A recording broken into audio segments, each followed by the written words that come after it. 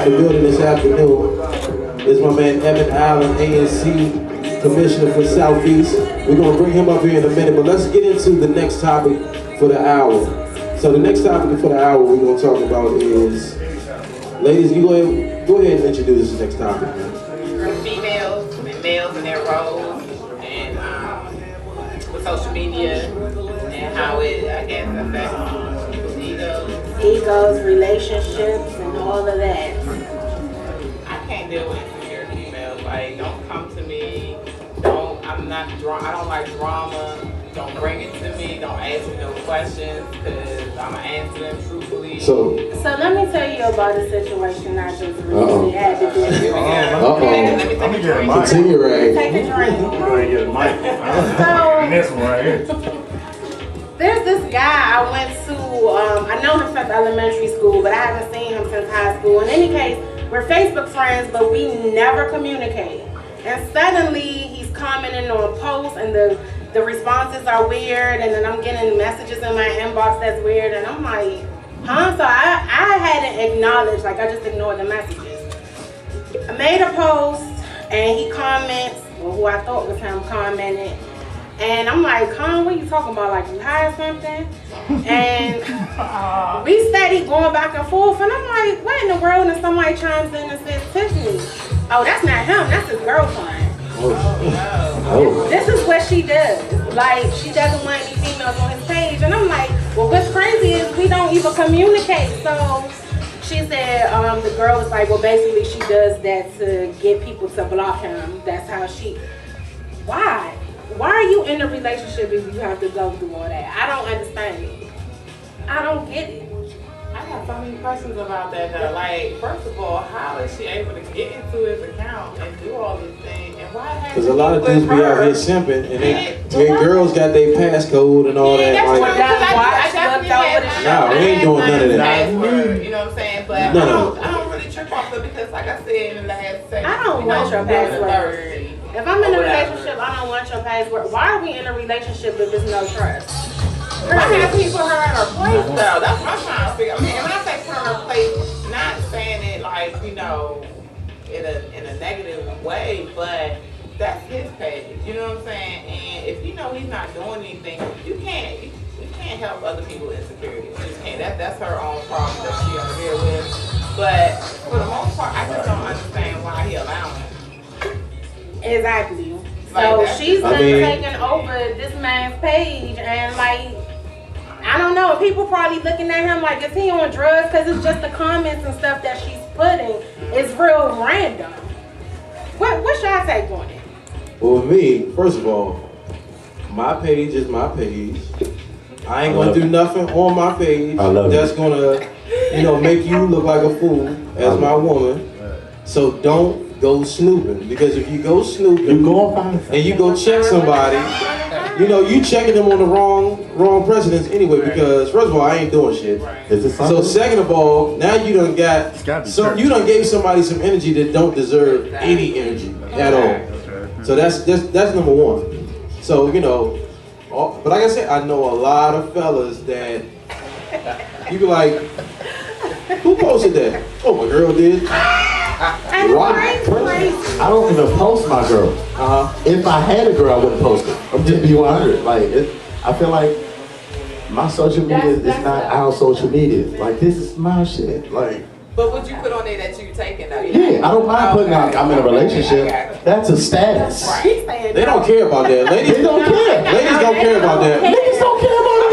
When they see, you know what I'm saying? When they see that I'm married thing and in That don't relationship mean or complicated, it don't mean nothing. That get them. Yeah, that slice them up to be like, oh yeah, but I'm about to set some demo. I'm just saying, I'm not going to be making this, the Blaylock family. You know what I mean? This is my damn page. You know what I'm saying? That's your page. I'm not concerned about what's on your page. Matter of fact, I don't even want to be your friend. Like, that's just me. I think that's Because once I see something, then I'm gonna go off. So I just rather not see anything at all. Yeah. Okay. So, portion on you. What are your feelings about it?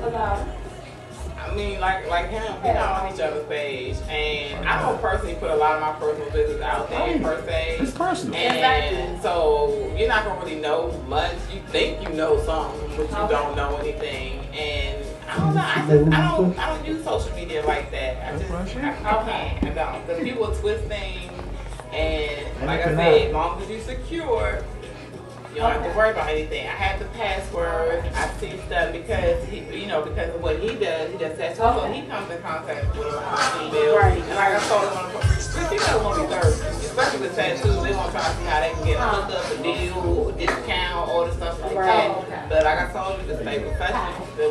Stick with what you're doing.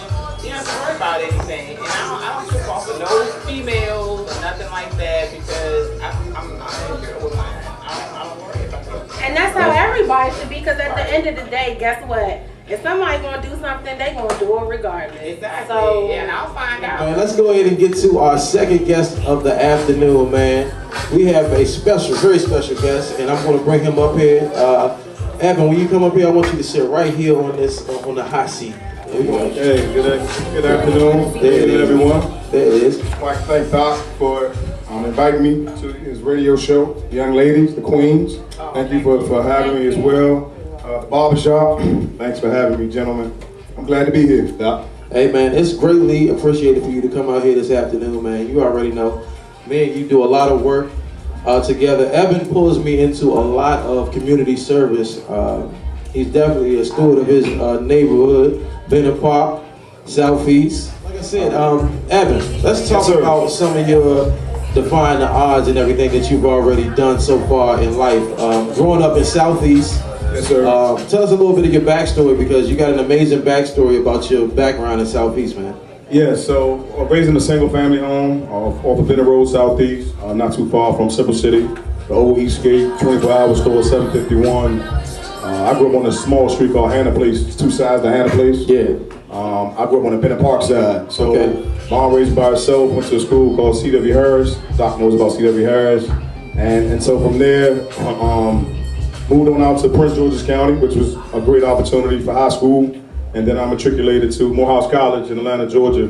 I got my degree in English there, came back to the district and been rocking and rolling with young people and the youth since then. But this last year I ran for advisory neighborhood commissioner so I could give back to my community, represent 2,000 constituents in my community, from public safety to economic development to education to employment opportunities. So lost a brother February 23rd, 1998. He grew up in Bennett Terrace, also known as Simple City. He was 26 years old.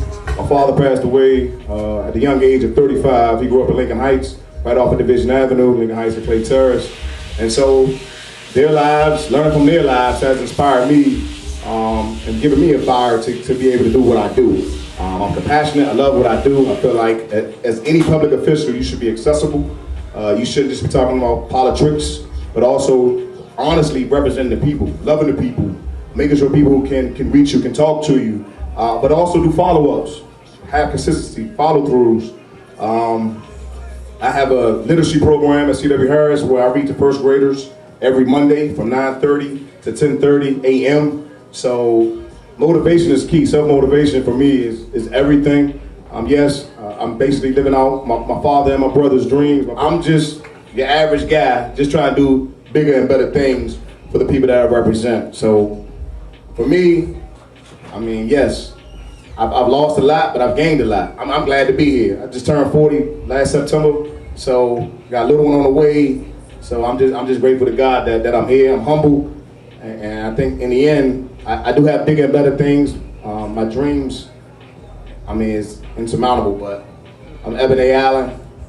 That's me, Doc. I think I do a lot. I do a whole lot. I manage a band. I'm the lead mic of the band. I got my radio show. I coach Little League basketball. I help my wife out with her business ventures and all that. Like, I feel as though I do a lot. But this guy, like, he's always doing something. And he's not just doing something for himself. It's always for the community. And it's always bringing in people that he knows in the community. And, he's had love from Raw Image, Settled Thoughts. Love played a little bit of everybody. Chia Ali, myself. Yes.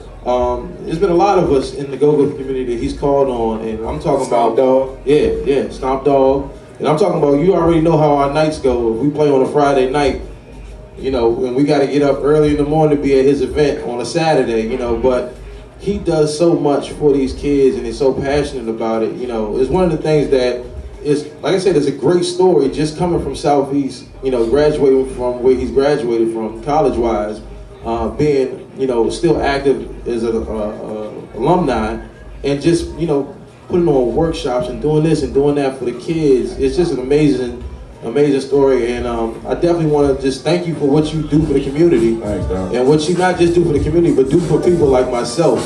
You know, we get caught up in performing so much that we forget about what we really should be doing, reaching back, you know, introducing ourselves to these kids.